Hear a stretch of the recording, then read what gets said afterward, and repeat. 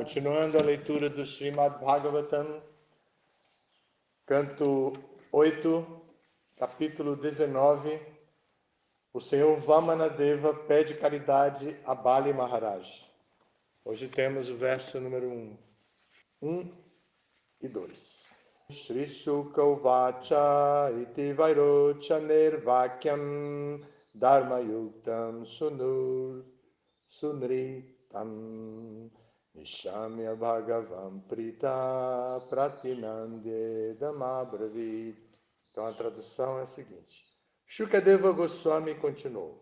Ao ouvir Bali Maharaj falar dessa maneira tão agradável, a Suprema Personalidade de Deus, Vamanadeva, ficou muito satisfeito, pois Bali Maharaj falara em termos de princípios religiosos.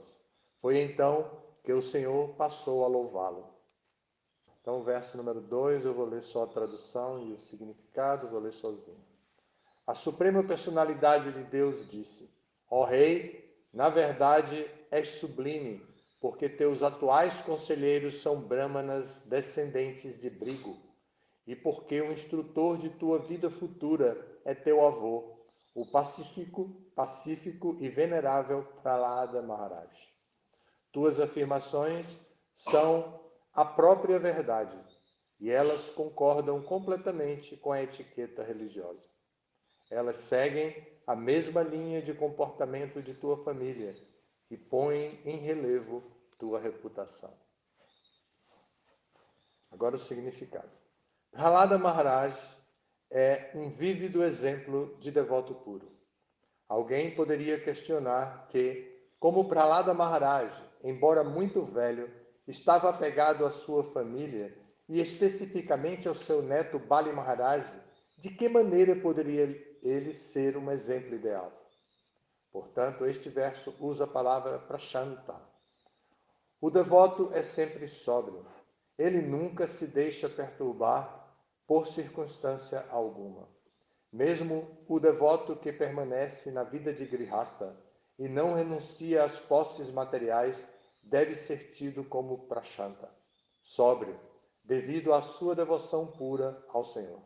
Sri Chaitanya Mahaprabhu, por conseguinte, disse: Kiba Vipra Kibanyasi Shudra Kenenai, Ei Krishna Tattvaveta Sei Guru Hai. Quer alguém seja Brahmana, Sannyasi ou Shudra, não importa o que seja, pode tornar-se mestre espiritual se conhecer a ciência de Krishna. Chaitanya Charitamrita Madhya Lila, capítulo 8, verso 128. Independentemente de sua condição de vida, todo aquele que conhece a fundo a ciência de Krishna é um guru.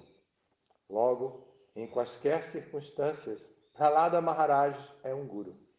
Aqui, sua onipotência, Vamanadeva, também ensinou aos sannyasis e brahmacharis que ninguém deve pedir mais do que o necessário. Ele queria apenas 3 passos de terra, embora Bali Maharaj estivesse disposto a dar-lhe tudo o que ele desejasse. Srila Prabhupada Ki Jai. Significado máximo. Então nós vimos nesses 2 versos 2 personalidades falando. Primeiro, Shukadeva Goswami, que está descrevendo para Parikshit Maharaj no início da era de Kali, mas bem no iniciozinho, logo depois da partida do Senhor Krishna, que é o fim de Dwapara Yuga. E em seguida, depois de Shukadeva Goswami, nós ouvimos Sri Bhagavan, a Suprema Personalidade de Deus, falar. No verso que Shukadeva Goswami fala, ele está dizendo, contando uma história para Parikshit Maharaj, a história de Vamanadeva. Então ele se dirige a Parikshit Maharaj e diz: foi então que o Senhor passou a louvá-lo, a louvar Bali Maharaj. Então, nós passamos para o verso 2, e o verso 2, Krishna vai falar de Bali Maharaj, da dinastia de Bali Maharaj, que é a mesma dinastia de Brigu, de onde nasceu Prahlada Maharaj. E Prahlada Maharaj é conhecido, é o filho do nosso grande amigo, né? Hiranyakashipu. Quem é amigo de Hiranyakashipu? Nós todo dia lembramos do passatempo de Nrsimhadeva quando cantamos para Nrsimhadeva. E aqui em Vrajadama nós temos uma relação muito especial com Nrsimhadeva, porque a comunidade foi inaugurada no dia do aparecimento de Nrsimhadeva. Tanto que depois nós fizemos uma homenagem, né, de Chitra, a pessoa que inventou tudo isso aqui, fez uma homenagem esculpindo com um escultor conhecido da região aqui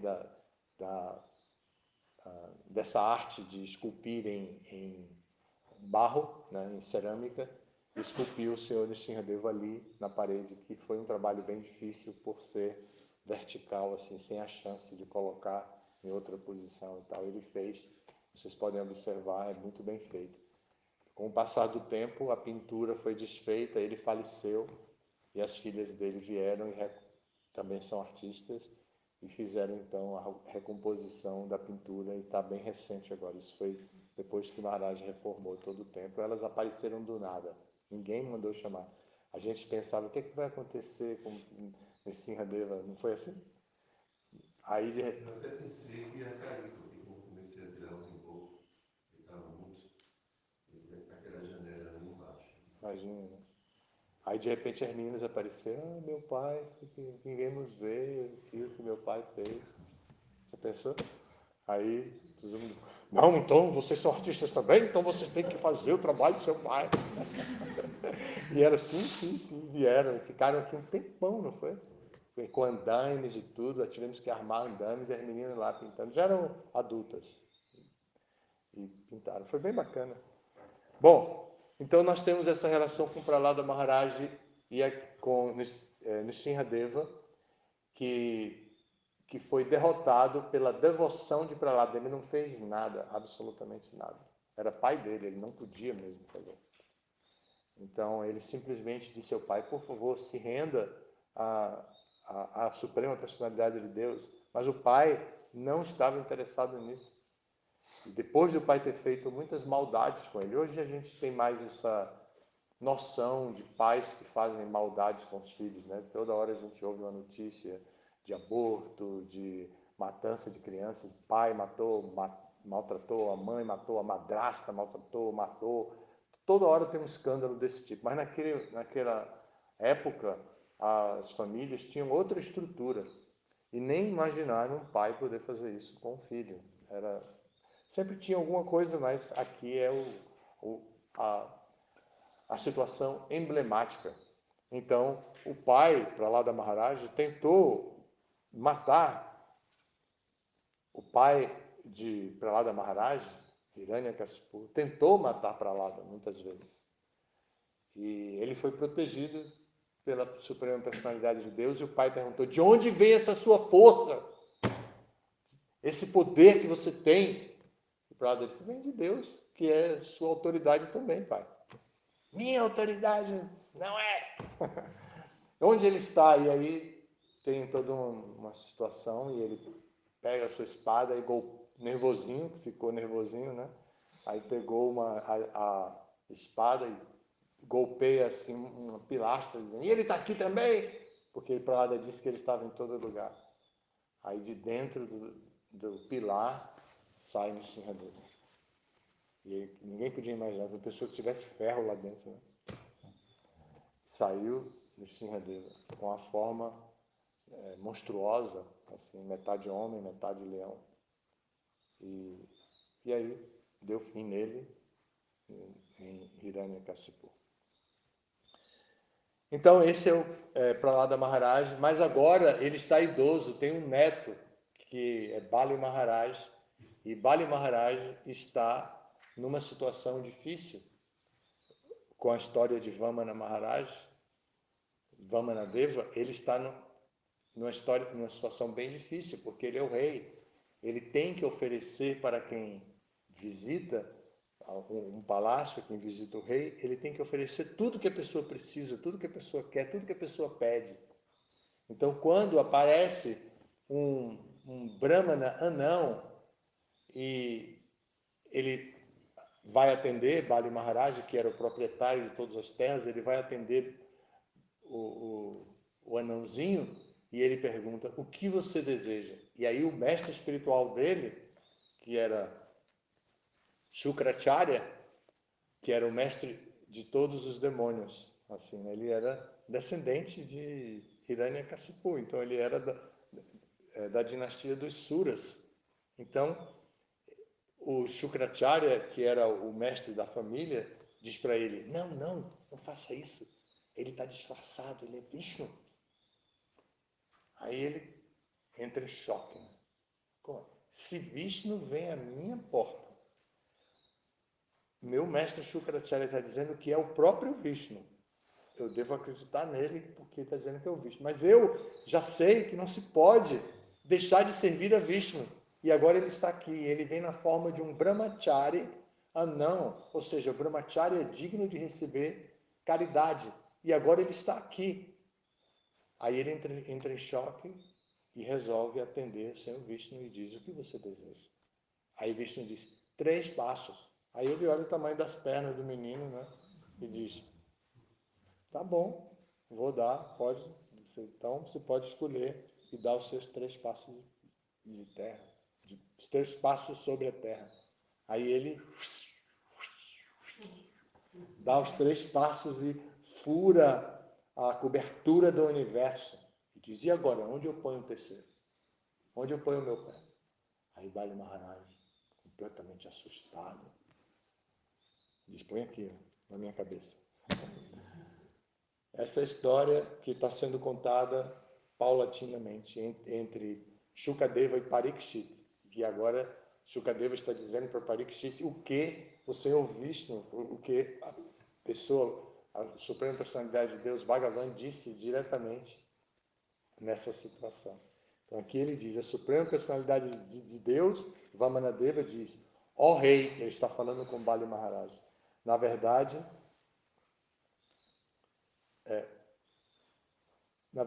é sublime, porque teus atuais conselheiros são brahmanas descendentes de Brigo.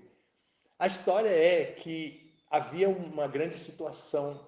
Os asuras tinham tomado o poder.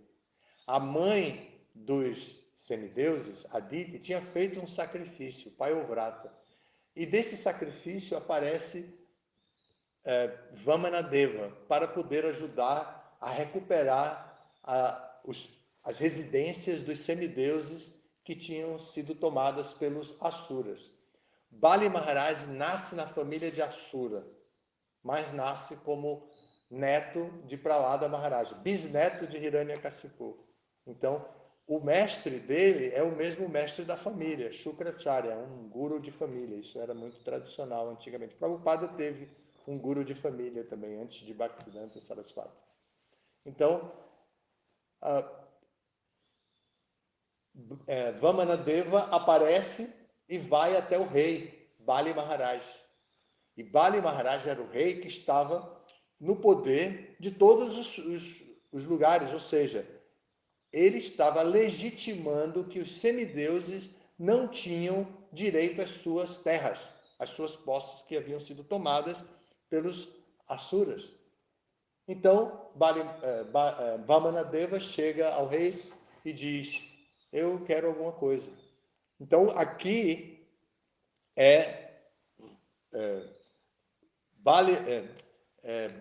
Vamanadeva falando com Bali Maharaj na porta, foi recebido ali no palácio, e ele está falando para Bali Maharaj. Ele diz: ó rei, Bali, na verdade é sublime, porque teus atuais conselheiros, olha o que ele está falando, teus atuais conselheiros, não aqueles de antigamente que mandaram vocês invadirem as terras dos outros, as casas dos outros.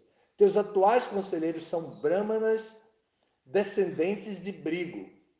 E porque o instrutor de tua vida futura é teu avô, o pacífico e venerável Prahlada Maharaj. Então ele está dizendo que o teu instrutor, o seu Siksha Guru, o seu instrutor é Prahlada Maharaj, Bali. Você está bem de vida. Você tem todos os seus ministros que são descendentes de Brigu Maharaj. Não é como atualmente nas políticas atuais, entra governo, sai governo, e a gente vê um bando de pessoas totalmente desqualificadas, seja de que partido for, pessoas completamente desqualificadas para atender às necessidades humanas, especialmente as necessidades espirituais, que nem se menciona tal coisa. No máximo, se menciona respeito à religião. No máximo. Mas espiritualidade, o cultivo da fé em Deus, isso nem não é mencionado de jeito nenhum, não faz parte das políticas sociais, nada. Né? Então aqui, Vamanadeva está dizendo, então, porque o instrutor de tua vida futura é teu avô. Então, não é Shukracharya, não. Não é Shukracharya que está ali falando, não. É teu avô, o pacífico e venerável Prahlada Maharaj. Tuas afirmações são a própria verdade e elas concordam completamente com a etiqueta religiosa. A etiqueta é algo também de refinamento, que os bons modos, a etiqueta, as boas maneiras existem em todas as culturas. A gente precisa estar atento a isso para compreender como é que funcionam as inter-relações sociais. Ninguém precisa ficar fanático com isso, nem com medo, nem nada, mas é preciso ter pelo menos curiosidade para conhecer como é que funciona a coisa, quais são as etiquetas que prevalecem em determinados ambientes. A gente precisa saber disso, até o samba diz isso, né? Com que roupa eu vou, né? A gente sabe disso, isso é parte da etiqueta mesmo, né? Até a nossa música popular de antigamente já falava disso, né? Então a pessoa precisa saber como se vestir, como se comportar, como agir, como falar, quando calar, quando falar, como lidar com as pessoas. Então ele está glorificando aqui a própria Suprema Personalidade de Deus, está glorificando aqui a etiqueta religiosa. Então diz, elas seguem a mesma linha de comportamento de tua família e põem em relevo tua boa reputação. Então ele está glorificando Bali Maharaj e Bali Maharaj então vai dar o que ele pede e aí ele vai recuperar as terras e os semideuses vão poder, no devido curso do tempo, retornar aos seus lugares porque os asuras estarão vencidos. Bom, aí vem um significado maravilhoso que Prabhupada ataca diretamente a mentalidade de Kali Yuga, discriminatória e tudo, né? A tendência que a cultura védica desenvolveu na Índia se deturpando. A cultura védica original foi deturpada à medida que o tempo foi passando. E no final, na época de Bhaktivinoda e Bhaktisiddhanta, já tinha brahmanas de casta que queriam ser respeitados por sua tradição familiar e dizia, eu sou da família tal, né? Mas praticamente eles não faziam mais nada de acordo com as tradições. Eles já não eram exemplo, mas ao mesmo tempo eles queriam ser respeitados, os brahmanas de casta. Isso é muito conhecido, os ingleses que dominaram a Índia por um grande período, acho que foram 3 séculos, que dominaram a Índia por todo esse tempo. Eles eram de origem presbiteriana, em termos de religião, e eles passaram 300 anos e não conseguiram entender a cultura indiana. Eles sempre achavam que eles eram primitivos, e eles fizeram de tudo, inclusive deram atendimento às crianças para, através das crianças, eles modificarem a cultura védica na educação, fizeram boas escolas e os filhos colocaram seus pais em boas escolas. O próprio Prabhupada estudou e se formou numa escola escocesa do Reino Unido, da influência dos britânicos na Índia. Só que Prabhupada, já na universidade, tomou consciência de toda a situação que estava acontecendo e resolveu fazer parte do movimento que ele era contemporâneo de Gandhi e do movimento de libertação da Índia, libertação da independência da Índia, né? Do jugo britânico. Então, Prabhupada estudou e ele usava esse tipo de roupa que a gente usa hoje, mas com um tecido feito à mão, em teares manuais, que dava emprego para as mulheres, dava emprego para os homens e tudo. E os indianos foram tão massacrados pelos britânicos, porque eles introduziram a indústria do tecido feito com teares mecânicos e elétricos e tudo, que quando eles viram que os indianos não deixavam de fazer os seus teares, que todo mundo tinha um tearzinho na vila, sabe a costureira de hoje em dia? Naquela época a costureira tinha uma fase anterior, ela mesma produzia o tecido. Bacana, né? Muito legal, eu acho. Sou filho de costureira, posso falar. Então ela produzia o tecido, e esse tecido era feito em teares manuais, e precisa dos dedos, né? Então os britânicos passavam pelas vilas decepando o polegar dos indianos. Não é? Uma crueldade fora do comum. Prabhupada conviveu com essa realidade. Então ele usava as roupas tradicionais da Índia no tecido feito à mão. Khadi, não é o nome do tecido, Khadi. Ainda tem até hoje. Esse não é não, isso é outra coisa, mas tem, a gente de vez em quando ganha, né, Maharaj? De vez em quando a gente ganha uma dessas roupas assim.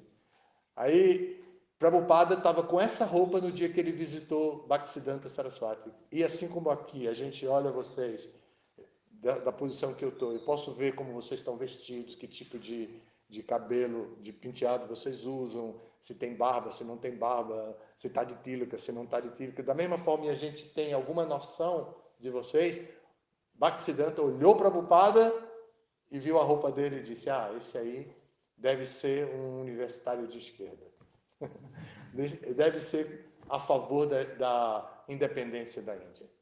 E aí ele começou a falar, a pregar já sobre isso. Ele dizia, de tal maneira, a importância da consciência de Krishna, que Prabhupada perguntou, como que alguém vai aceitar a cultura védica, o Bhagavatam, o Chaitanya Charitamrita, se somos um povo dominado pelos britânicos? Aí Prabhupada respondeu, a consciência de Krishna, Bhaktisiddhanta, né? Respondeu, a consciência de Krishna é tão urgente que não pode esperar esse negócio de independência. Então tem que começar a praticar já. Então era consciência de Krishna já. Foi ele que introduziu o já, sabe? Aquele posicionamento político que no Brasil é historicamente muito importante, direta já. Então foi ele que foi Bhaktisiddhanta que introduziu. O brasileiro pensa que foi ele que inventou, mas não foi. Então colocou lá não foi direta não, foi consciência de Krishna já foi a resposta para Prabhupada. E Prabhupada já ficou sem palavras diante do seu mestre espiritual. Ele foi vencido. Prabhupada foi vencido naquele momento com aquela resposta de Prabhupada, de Bhaktisiddhanta Saraswati. E aí depois Bhaktisiddhanta Saraswati, nessa mesma palestra, diz, você que é um jovem tão inteligente, que culto, que fala inglês, você deve ir para o estrangeiro, para os países de língua inglesa, pregar a consciência de Cristo. E Prabhupada entrou em choque até conseguir fazer isso. E foi com esse Guru Shakti, com essa energia de poder que vem do próprio mestre espiritual, que Prabhupada conseguiu fazer tudo. E fazer a gente conseguir trazer a consciência de Krishna até para a Serra dos Cavalos de Pernambuco, como estamos aqui agora. Imagine, né?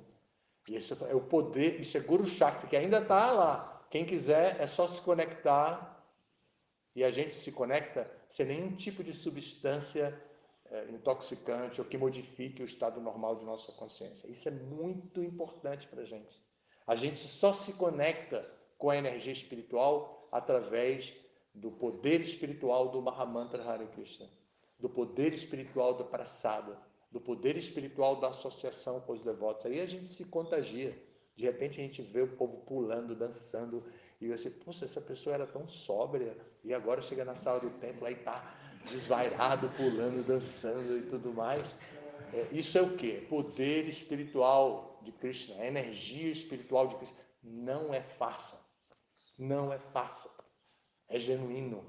Não é uma espontaneidade sensorial, é uma espontaneidade que vem da alma, é energia da alma, é energia espiritual que modifica as pessoas, que nos dá, e não tem substâncias, não tem nenhuma substância que possa ser acrescentada. Imaginem vocês que Prabhupada nos recomendou a não usar nem mesmo o inocente café. Imagine, nem o inocente café Prabhupada nos aconselhou a usar. Ele disse, se libertem disso. Imagine como o Prabhupada queria que nós estivéssemos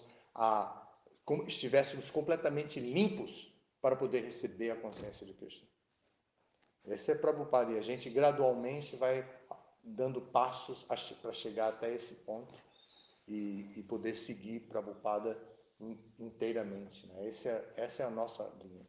E o tema aqui é isso mesmo, o tema aqui é Guru, é Guru Tattva, como o Prabhupada explica no significado. E, como eu disse no comecinho e resgatando a linha de raciocínio, no significado, o Prabhupada é inteiramente pontual na questão de não discriminação. E ele vai buscar um verso do Chaitanya Charitamrita, que é a obra-prima do Vaishnavismo. Segundo os acadêmicos, é a palavra final. O Chaitanya Charitamrita é a palavra final, the final word. Tem um livro, vocês podem procurar esse livro. A palavra final em termos de Vaishnavismo é o Chaitanya Charitamrita. Por isso, nós usamos o Chaitanya Charitamrita como o nosso pós-doutorado e damos o título de Bhakti Sarvabhauma para aqueles que seguem, que estudam e passam no exame do Chaitanya Charitamrita. No Brasil, nós temos ainda apenas 2 títulos, Bhakti Shastra e Bhakti Vaibhava. Vamos introduzir o Bhaktivedanta muito em breve e depois tem o Bhakti Sarvabhauma. Então, o Chaitanya Charitamrita é a palavra final em termos de Vaishnavismo. E aqui Prabhupada vai pegar essa literatura para fundamentar a não discriminação. E ele vai dizer, então, quer alguém seja um Brahmana, um sannyasi ou um Shudra. Isso é muita coragem falar isso. E é Chaitanya, né? Porque está citando o que Chaitanya Mahaprabhu disse. Quer alguém seja um Brahmana, um sannyasi ou um Shudra, não importa o que seja, pode tornar-se mestre espiritual se conhecer a ciência de Krishna. Então, a questão é conhecer a ciência da consciência de Krishna. E não é conhecer intelectualmente. Conhecer aqui é Jnana e Vijnana. É conhecer e praticar. Não é só conhecer de maneira acadêmica, mas conhecer de maneira também vivenciada, experienciada. Com todos os bhushanas, todos os ornamentos dos Vaishnavas, inclusive a humildade. Então, esse tema aqui é inteiramente revolucionário. Aqui é para quem tem mesmo a mentalidade de ir contra o sistema, de ir contra a manipulação dos líderes, dos grandes líderes que sejam fascistas, sejam estúpidos, ignorantes, ou seja lá o que forem, é para nós entendermos que o sistema dirigido por essa corja de pessoas, aqui a gente pode falar na intimidade das 4 paredes fechadas, a gente pode falar dessa corja de indivíduos que não são líderes verdadeiros. Esses são líderes falsos. Eles representam os desejos materiais de toda a sociedade humana. Eles não representam o último desejo, a essência de todos os desejos, o desejo de autorrealização espiritual. Eles não representam isso. Então, evidentemente, nós não precisamos nos expor ao ponto de ser fuzilado, né? A minha geração fez isso e muitos foram fuzilados, muitos desapareceram, que até hoje ninguém sabe onde estão seus corpos. Mas nós não precisamos ir nessa linha de revolta. Nós precisamos instalar dentro de nós o chip da transformação interna. Em autorrealização espiritual, na ciência da autorrealização espiritual, é a quarta etapa. A primeira etapa é sobrevivência. A segunda etapa é afetividade. A terceira etapa é autoestima. E a quarta etapa é transformação. Quando a pessoa se toca. Angelita não está aqui, né? Agora. Nós fizemos o mesmo curso juntos. Angelita, Guru Krishna, que talvez esteja aí, Maharaj, todos nós estávamos no mesmo. Você estava também, né? Claro. Então, a quarta etapa é transformação. São 7 etapas. A quinta etapa é coerência interna. Então, nós vamos revisar internamente, porque o processo é de autoconhecimento. O processo é de revisão interna. Então, vamos fazer essa revisão interna, de coerência interna. A sexta etapa é coerência externa. Fazer a diferença. Fazer a diferença dentro da sociedade. É atitude. Lembram disso? Quando a gente começou a discutir cidadania na história, se analisarmos um pouquinho o processo de organização sociológica e antropológica contemporâneo, está muito intenso tudo, é preciso ver até década por década. Há pouco tempo atrás falávamos de cidadania, precisávamos falar disso para o povo brasileiro entender democracia, cidadania, dentro de um contexto onde ele é parte principal do teatro, da encenação. Então, nessa época se falava de atitude. Atitude é a sexta etapa, é fazer a diferença.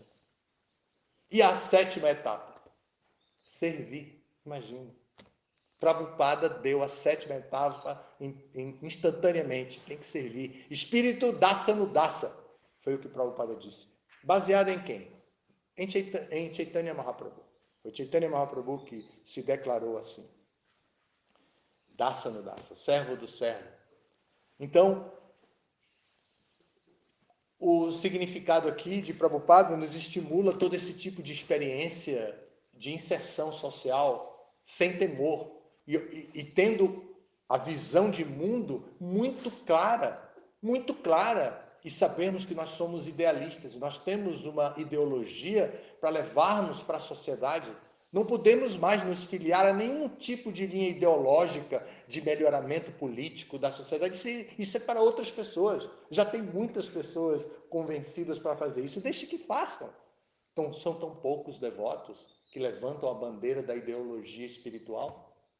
Então, por que não vamos ajudar esses poucos devotos que têm que levantar a bandeira da ideologia espiritual e dizer...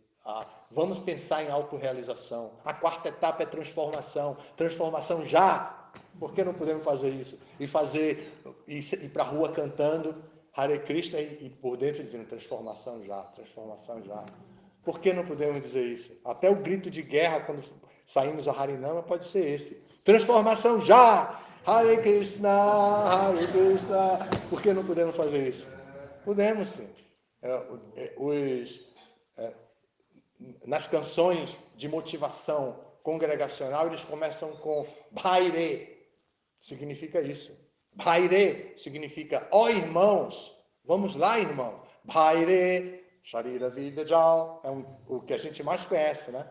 Só que para começar a gente diz isso, Bhaire, aí começa. Então, Bhaire é isso mesmo. Dizendo, está na hora agora de pensar de se atualizar, põe o pé no chão. Agora nós vamos honrar Prasada. Nessa canção, Prasada Sevaya, nós começamos assim. Então, essa condução, essa movimentação que fazemos, ontem teve um engarrafamento de um lado, contrário da pista que a gente vinha, e eu falei, eu acho que houve um acidente. Aí Baladeva disse, não, deve ser uma manifestação política. E aí olhamos que chegamos perto, não era manifestação política, porque teve tantas, né?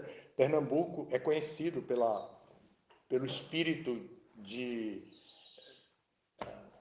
revolta, né? de não aceitação do trivial e de buscar o ideal. Os pernambucanos são muito corajosos, muito fortes, eles são assim mesmo. A história de Pernambuco mostra isso. Em várias partes do Brasil, tem Inconfidência Mineira, lá em Minas, tem a Independência da Bahia, que uma mulher, Maria Quitéria, se vestiu de rapaz e não tinha sexismo nisso. Depois ela se casou, teve filho e tudo. Maria Quitéria, famosa na Independência da Bahia. O pai dela, ela teve que fugir da casa da irmã, que era casada. De lá ela se vestiu de rapaz, cortou o cabelo e tal, se vestiu de rapaz, foi lá e passou nos exames lá, entrou no exército para defender a Bahia e é famosa. Hoje ela é uma heroína baiana. E o dia da independência é 2 de julho, e é da independência da Bahia, onde expulsaram definitivamente os portugueses. Os franceses já estavam querendo entrar, aí aproveitou e expulsou o português também. Foi bem poderoso. Depois ela se casou, teve filho e seguiu a vida dela normal. Mas então, esse espírito de transformação que é da juventude, que até se diz, né? Aos 20, a pessoa é incendiário. Aos 40, antigamente era 40, eu acho que agora deve ser um pouco mais, 50. A pessoa se torna bombeiro. Com 20 incendiário, com 50 bombeiro. Pelo amor de Deus. Né? E aí não dá. O movimento já está envelhecendo no nosso país. Nós agora conseguimos atrair pessoas mais maduras, pessoas inseridas na sociedade, mas o espírito de pregação, o espírito de levar ao outro o questionamento de o que eu posso transformar internamente em mim mesmo. O que eu posso deixar de mania, de vício, de sujeira que possa estar dentro de mim. O que eu posso deixar? Vou deixar alguma coisa hoje. E assim, esse espírito é a que é a verdadeira revolução que nós podemos fazer dentro do processo de autorrealização espiritual. E então, esse é o tema aqui, tá? Eu não estou inventando moda, falando aqui uma coisa que eu preparei antes, não. Eu estou trazendo o que está escrito aqui.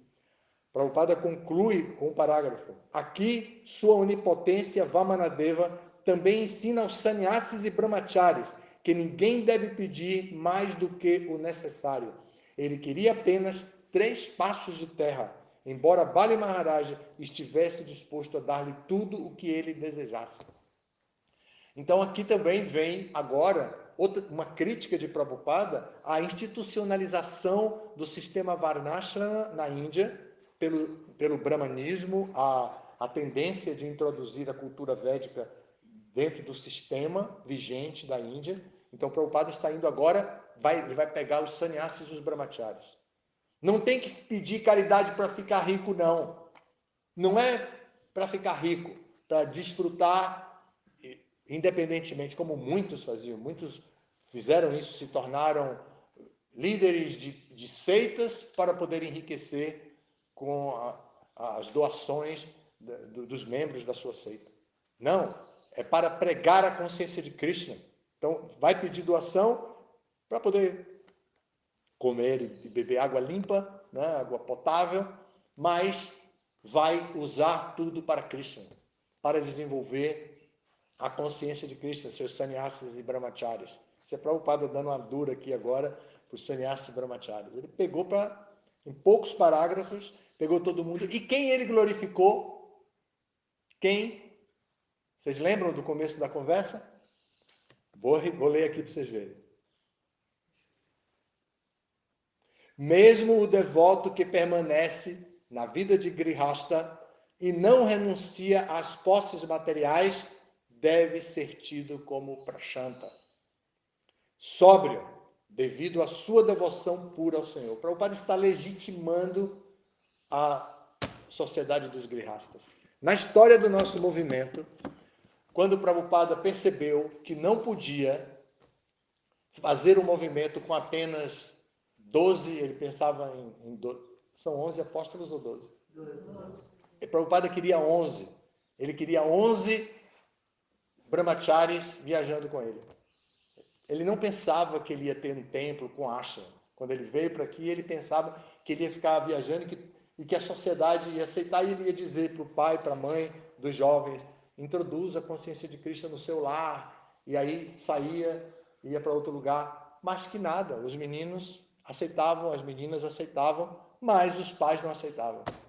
Aí ele não podia compor, e depois ele via, esses jovens estão na rua, rapazes e moças vivendo junto, morando junto. Que é isso que eles estão fazendo? Nem são casados, e estão dormindo juntos, estão vivendo juntos. Essas foram as questões que surgiram na inteligência e na observação de Prabhupada no começo, quando ele viu aquilo tudo. Ele disse, não, eu vou trazer toda essa gente para o templo. Foi aí que ele mudou o seu plano. Em vez de 11 pessoas seguindo, viajando com ele, 11 rapazes, porque as meninas ficariam com a sua família e tal, ele pensava assim, que reproduzindo o modelo védico. Ele disse, não, vamos montar um lar associado ao templo e ter uma comunidade. Então vamos ter um movimento comunitário. Aí venham rapazes, venham moças. Aí descobriu que entre eles havia casais. Havia casais. Então, em um determinado momento, ele disse, vocês deveriam se casar. Porque vocês já estão juntos, por que não se casam? E aí as meninas adoraram logo, porque quando Prabhupada descreveu isso, dizendo assim, o casamento é muito bonito, tem muitas flores, a mulher se veste, se decora muito, ela fazia, oh, sabe aquele coro? Quando Prabhupada descrevendo a beleza, ela, oh, oh. Logo depois resolveram casar. E os rapazes aceitaram, e as meninas aceitaram, e foram lá, se vestiram, se casaram, Prabhupada fez a cerimônia de fogo, casando um, casando o outro, casal, e outro casal, e outro casal, e legitimou todas as relações ali, sem nenhum tipo de preconceito. Um dia, apareceu uma menina que já tinha saído, e voltou. Aí, a menina, Prabhupada disse, nós estávamos com muita saudade de você, você foi embora. E ela chorava, festival de domingo. Ela disse, eu vim só para o festival de domingo. Prabhupada, volte, fica aqui com a gente de novo. Você fez um trabalho tão bacana, nós gostávamos tanto de você, sentimos saudade de você, eu sentia saudade de você todo dia. Aí a menina já estava derretida, né? Nessa altura, imagina, né? Aí ela disse, mas agora eu tenho um problema, Prabhupada. Prabhupada disse, qual é o problema? Eu disse, eu acho que eu estou grávida e não tenho nenhuma relação com o pai da criança. Aí Prabhupada disse, não se preocupe, venha, fique com a gente, eu vou arranjar um rapaz para casar com você, para proteger você. Aí imagine, aí o que Prabhupada fez? Reuniu todos os rapazes e disse assim, eu tenho preciso conversar só com vocês hoje. Tem uma devota que está grávida, que precisa ser protegida, e eu queria que um de vocês se candidatasse a casar com ela para proteger ela. Quem quiser, levanta a mão. Ninguém levantou a mão. Foi. Aí Prabhupada disse, você aí, você pode casar? Você pode aceitar ele? Sim, Prabhupada, se o senhor quiser, eu posso. Aí, tá bom, então você vai casar amanhã. Aí, no dia seguinte, casaram o casal. E depois ela anunciou que não estava grávida, que ela pensou que tivesse, ficou desesperada, assim. Mas ela não estava grávida, né? Mas não foi o golpe da barriga, não. Todos devem estar pensando isso aí, mas não foi, não. Não foi isso. A menina estava realmente atrapalhada com a própria saúde dela, né? Então, aí Prabhupada casou esse casal. E depois abriram templos, viajaram para todo canto, ela produzia demais, dava aulas, de tudo, se tornou o máximo de pregadora, poderosa, o marido também. Depois ele tomou sannyasi e ela ficou como sannyasini até hoje. Essa é a história do nosso movimento. Esse é o Prabhupada que corajosamente escreve isso aqui. Se um indiano de casta lê isso aqui, vai dizer, imagine, Prabhupada está indo contra as tradições. E ele colocou do Chaitanya Charitamrita, mas o Chaitanya Charitamrita é uma escritura mais recente. Devemos ir para as escrituras mais antigas dos Vedas. É isso que os indianos de casta vão dizer. E Prabhupada está dizendo, Chaitanya Mahaprabhu disse, quer alguém seja Brahmana, Sannyasi ou Shudra. Imagine, Shudra não se pode nem olhar para a cara de um Shudra. Um Brahmana não pode nem olhar para a cara de um Shudra. Ele se considera contaminado, tem que tomar banho no rio Ganges. Imagine. Que dirá aceitar a comida feita por um Shudra. Prabhupada ensinou os Shudras e as Shudranis a cozinharem.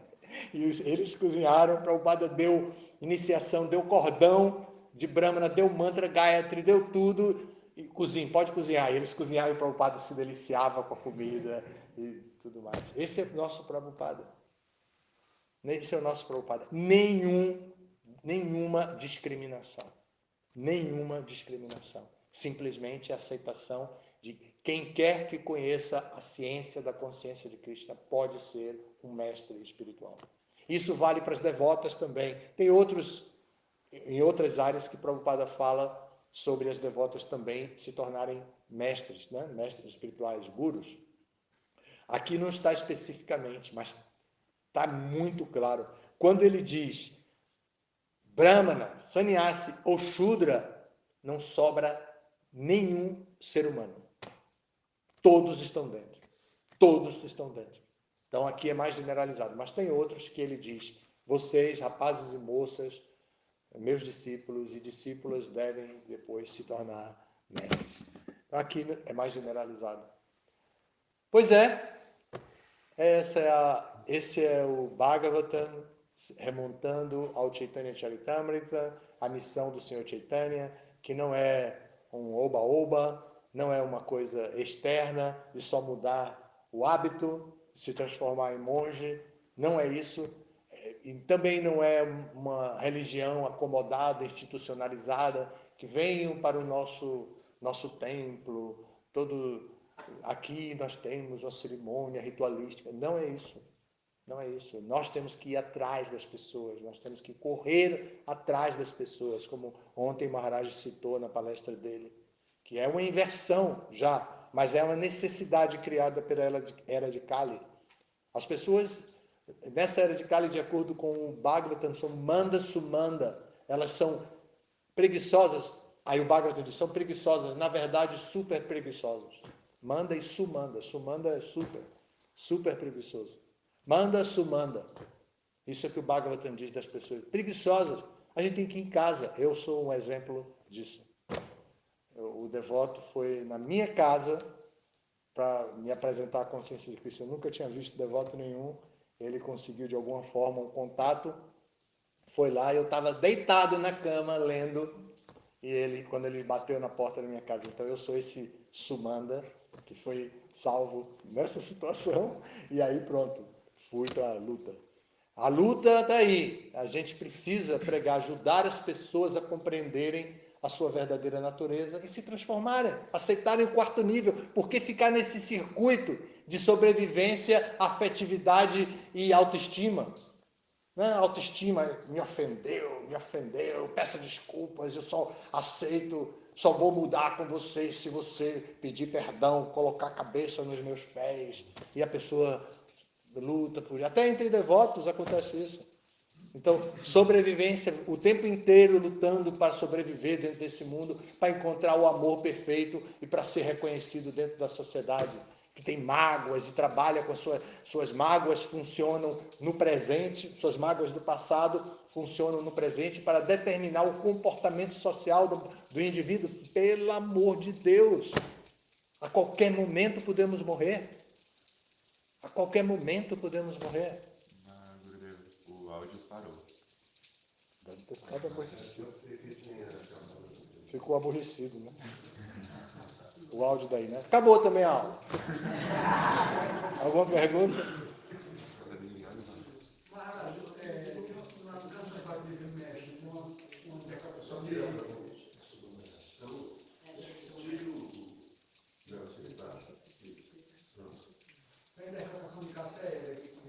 Na visão do sábio humilde, não existe diferença entre um Brahma educado, o elefante, a vaca ou o cão.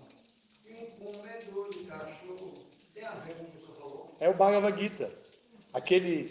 Cássia Eller fez essa canção a pedido de Rogério Duarte, que era Raghunatha Das, junto com todos os outros, inclusive com a recentemente falecida Gal Costa, para publicarem um livro, um disco que falava do Bhagavad Gita. Então esse é o mantra do Bhagavad Gita. Mas tem a ver com o que o senhor falou sobre... Sim. A princípio descreve apenas o Brahmana educado, mas Prabhupada vai para qualquer um. o Brahmana, o Shudra, qualquer um tem que aprender essa visão do sábio humilde. Entende? Ele tem que, todos devem desenvolver essa visão do sábio humilde e não fazer discriminação dentro da sociedade. Se aceita a consciência de Krishna, essa pessoa está pronta para pregar a consciência de Krishna e ser um mestre. Talvez não seja um mestre iniciador, e não precisa ser um mestre iniciador, que dá japa, que dá o nome da pessoa, não precisa isso. Mas devemos ser mestres onde quer que estejamos, das pessoas que vão ouvir, que nos ouvir, e que vão ler o que nós escrevemos. Nós devemos ser mestres, levar fé para as pessoas, levar elementos para a pessoa desenvolver a fé, corrigindo. Levar elementos para que a pessoa possa desenvolver a sua fé. Algo mais? Tem duas perguntas, eu dizer. Sim, senhor. Uma das duas são da Sundarang. Sundarang, sempre presente. Ela colocou: Jai Maharaj, poderia nos informar que curso interessante foi esse de 7 etapas que os senhores fizeram? Posso, depois eu vou. É um curso de autoconhecimento, baseado em princípios da ciência atual, da psicologia, inclusive da neurociência, e eles desenvolveram uma metodologia para apresentar esse curso, e nós fizemos esse curso. E tem tudo a ver. Eu posso falar dele até dentro do Sikshastaka, dos princípios do Sikshastaka, porque Chaitanya Mahaprabhu falou mais ou menos isso. Tem muita gente lendo os livros de Prabhupada e se apropriando genuinamente das ideias de Prabhupada e transmitindo essas ideias. Tem muita gente fazendo isso e é muito bom. E aí, ela colocou agora: vamos lançar uma campanha dentro do nosso movimento aqui no Brasil, Maharaj, e seguir com este lema, transformação já. O que o senhor acha? Acho ótima ideia, porém, no momento, eu creio que a gente precisa fazer de maneira mais discreta, dando primeiro o exemplo. Eu acho que o movimento no Brasil ainda não está tão preparado para uma campanha coletiva assim. Nós precisamos preparar as pessoas primeiro. Nós ainda estamos muito dispersos e muito influenciados pela polarização da política brasileira. Nós também estamos muito polarizados. E antes de transformação já explícita, nós precisamos amenizar essas diferenças entre nós. Precisamos encurtar a distância entre todos nós. Esse é o trabalho que nós já estamos fazendo, todos os mestres espirituais fazem isso. Purushatraya Swami está dando muitos cursos das literaturas e a visão é essa mesmo, dar conhecimento, iluminar as pessoas a partir de sua própria inteligência. Qualquer movimento que seja muito externo corre o risco de haver polarização, críticas veementes, os devotos aprenderam a se ofender mutuamente, então podem se ofender e ter um resultado politicamente errado. Então eu sugiro que a gente comece primeiro dentro de nós mesmos. E na hora H, me convide que eu vou levantar a bandeira, nem que eu esteja bem velhinho. Já estou perto. Obrigado. Só uma observação que eu tinha falado, que Prabhupada questionou Bhaktisiddhanta sobre o jugo britânico, como pregar se a Índia ainda estava sob o jugo britânico, e aí teve essa história da transformação já, e anos depois os próprios discípulos de Prabhupada, grihastas, né, por sinal, estabeleceram a consciência de Krishna em Londres. Isso mesmo. Depois, vocês perceberam, ouviram o que Bala falou? E depois, os próprios discípulos de Prabhupada, 2 casais foram para lá, inclusive a famosa Yamuna, que canta no Govinda, né? A canção do Govinda, foram lá e estabeleceram a consciência de Krishna exatamente lá. E quando um Prabhupada foi e um repórter desafiou o Prabhupada, disse: o que você veio fazer aqui em Londres? O Prabhupada disse: é que vocês, quando se apoderaram, dominaram a Índia, vocês levaram quase toda a nossa riqueza, mas esqueceram de trazer o Bhagavad Gita. Eu vim trazer o Bhagavad Gita, vocês esqueceram. Esse é Prabhupada, gente. Olha o espírito de luta de Prabhupada. Sabe a primeira vez que o Amridanga chegou em Nova York? Eles tinham um prédiozinho de poucos andares que funcionava com elevador. Quando alguém anunciou lá embaixo na portaria, chegou a Mridanga, Prabhupada estava assim, um monte de gente. Todo mundo foi para o elevador, tocou o elevador, Prabhupada desceu a escada. Foi o primeiro a pegar a Mridanga. Enquanto todos os meninos de 20 anos estavam esperando o elevador, Prabhupada desceu a escada, gente. Claro que eles vieram atrás, né? Esse é Prabhupada. Esse é Prabhupada. Corajoso. Inteiramente corajoso. Destemido. Abhay. Abhay Chara. Vamos parar por aqui? Em Canta Japa, etc. Muita gente está parecendo viajando, né?